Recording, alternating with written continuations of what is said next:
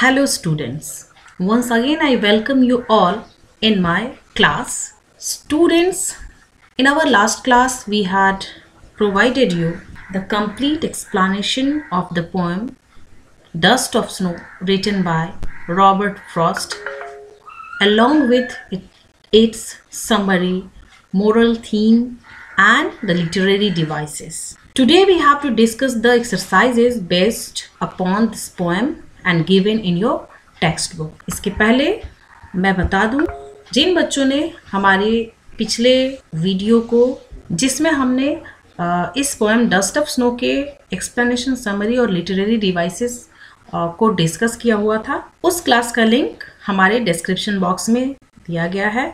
तो स्टूडेंट्स, आप हमारे डिस्क्रिप्शन बॉक्स में जाकर के लिंक पर क्लिक करके इस पोएम की एक्सप्लेनेशन, समरी और लिटरेरी डिवाइसेस को फाइंड आउट कर सकते हैं, वहां से आप पढ़ सकते हैं। हमने इस चैनल लर्निंग हिंदी में अलग अलग इंडिविजुअल प्लेलिस्ट बनाए गए हैं डिफरेंट क्लासेस के लिए, वहां से भी previously uploaded topics, study materials को पढ़ सकते। तो चलिए शुरू करते हैं हमारी आज की क्लास। बच्चों, सबसे पहले हम इस पोएम के thinking about the poem section को डिस्कस करेंगे। This poem presents a moment that seems simple but has a larger significance. Compare this other quotation from Robert Frost, always a larger significance, a little thing touches a larger thing. So this is the gist of the poem. This poem presents a moment that seems simple. यहाँ हमें poet जो है वो remind करते हैं उस moment की जो सिंपल फील होता है। कौन सा मोमेंट है वो?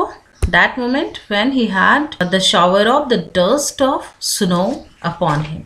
But this simple incident has a larger significance. What we have to do? Compare this other quotation from Robert Frost, always a larger significance, a little thing touches a larger thing. जो poet ने इस poem में describe किया है, express किया है, ठीक उसी बात को एक जगह उन्होंने कहा है, कोट किया है। always a larger significance, a little thing touches a larger thing. larger significance क्या होता है कि जब छोटी सी चीज एक बड़ा सा असर डालती है, एक बड़ा सा बदलाव लाती है। Now let us discuss the first question related to this poem. What is a dust of snow? Dust of snow क्या है? जनरली हम लोग डस्ट किसके लिए यूज करते हैं? धूल के लिए यूज करते हैं। जो dry and you can say very tiny particles of earth, मिट्टी का जो पार्टिकल होता है उसके लिए डस्ट यूज करते हैं। लेकिन यहाँ पर क्या है, डस्ट को स्नो से रेफर किया गया है, स्नो से कनेक्ट किया गया है। तो यहाँ पर डस्ट का मतलब हो जाएगा the small, the tiny, the powder like particles of snow. Next part of the question is what does the poet say has changed his mood? Poet क्या कहते हैं, उनका मूड कौन सी चीज ने बदल के रख दिया? So that the sudden shower in the form of the dust of snow has changed the poet's mood. Poet का मूड इस डस्ट ऑफ स्नो के गिरने की वजह से, अचानक उनके ऊपर गिरने की वजह से चेंज हो गया है। How has the poets mood changed? कैसे चेंज हो गया है? So earlier the poet was very upset, he was morning upon something, he was very sorrowful that day. But now his mood changes from sorrow to happiness. He started to feel refreshed and wanted to enjoy the rest of the day. The second question in this exercise is, how does Frost present nature in this poem? The following questions may help you to think of an answer. बच्चों, हमने जो last की class में पढ़ा था उससे आपको ये बहुत ही क्लियर हो गया होगा कि रॉबर्ट फ्रॉस्ट जो है वो अपने पोएम में नेचुरल एलिमेंट्स का जिक्र जरूर करते हैं। नेचर का जो एक इमेज है वो ज़रूर से प्रेजेंट करते हैं। तो यहाँ पर इस पोएम में भी पोएट ने ऐसा किया है। तो कैसे किया है? How can you find, how does Frost represent nature in this poem the following questions में help you to think of an answer. आपके आंसर को आप आसानी से समझ सके इसके लिए कुछ हिंट्स भी दिए गए हैं। तो नेचर को कैसे रिप्रेजेंट कर रहे हैं, कैसे प्रेजेंट कर रहे हैं, that is what are the birds that are usually named in poems. Do you think a crow is often mentioned in poems? What images come to your mind when you think of a crow? क्या कहा गया है कि कौन से ऐसे birds हैं जो जिनका नाम यूजुअली पोएम्स में देखने को मिलता है। तो वो बर्ड्स क्या हैं? आपने भी पढ़ा होगा, बहुत सारे पोएम्स है, to the cuckoo, to a skylark, to the cuckoo. Okay, तो जनरली जो बर्ड्स ब्यूटीफुल होती हैं उनका जिक्र या उन पर पोएम्स को लिखा गया है। Generally poets take the birds and trees which are known for their beauty or their quality, like peacock, parrot, cuckoo, manna. But here Frost has taken a complete different bird while presenting nature in his poem. It is a crow, which is not often used in the poem. It is a very rare bird to be used in the poem. What images come to your mind when you think of a crow? So we very well know that a crow is taken as an inauspicious bird or creature. Look wise also it is not very much good looking. Its color is black and it has a very harsh voice. A crow is believed to be a symbol of bad omen. So thinking of a crow brings to our mind a depressing and sorrowful picture. Now question number 2. Again, what is a hemlock tree? Why doesn't the poet write about a more beautiful tree such as maple or an oak or a pine? क्या कहते हैं कि hemlock tree क्या होता है? पूछा गया है हेमलॉक ट्री क्या होता है, और why doesn't the poet write about a more beautiful tree such as maple, oak and pine? ये जो ट्रीज होते हैं बहुत ही खूबसूरत होते हैं। आपने बहुत सारे लैंडस्केप में बहुत सारे पेड़ों को देखा होगा जिनके बहुत ही खूबसूरत शेप्स होते हैं। ये उन ट्रीज की बात की जा रही है। जनरली ये हाई अल्टीट्यूड वाले प्लेस पे पाए जाते हैं।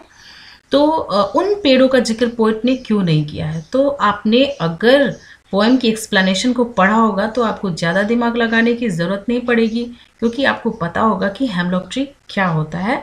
Hemlock tree is a poisonous plant with small white flowers. ये एक बहुत ही पॉइजनस ट्री होता है और इसमें सफ़ेद फूल लगते हैं।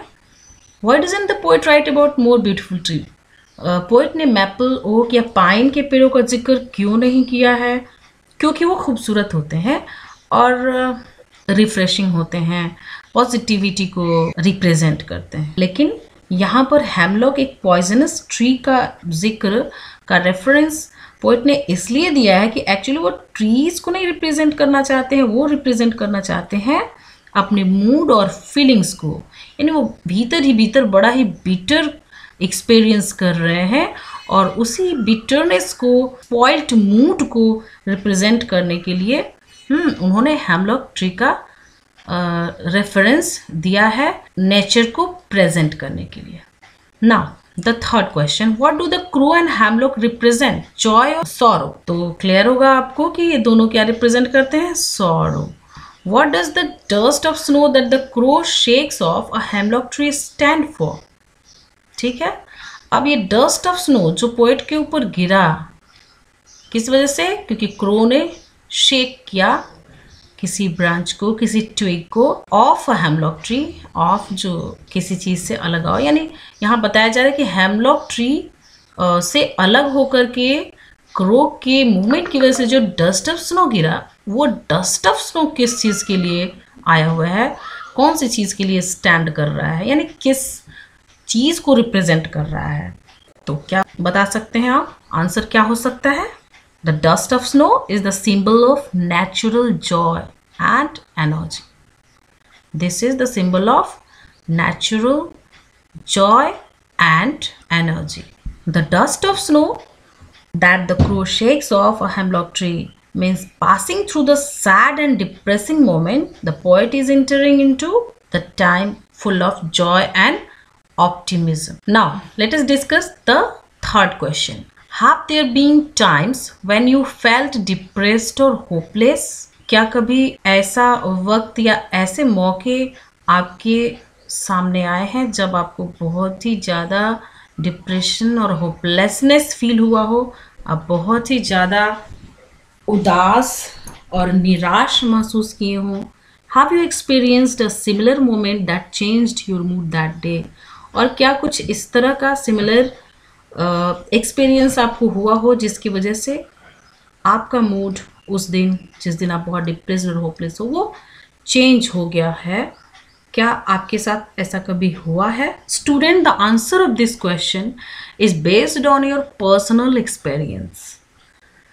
आपने व्यक्तिगत रूप से ऐसा कभी ज़रूर फील किया होगा. If you feel like sharing it with us, please share this moment and the way your mood changed in our comment section. We will be pleased to receive your experience.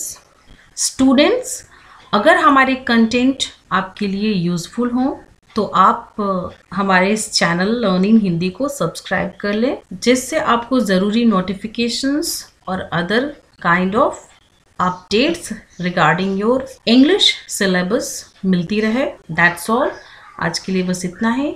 बहुत जल्द हम एक नया video एक नए topic के साथ upload करने वाले हैं. तब तक के लिए keep watching, stay updated, be informed.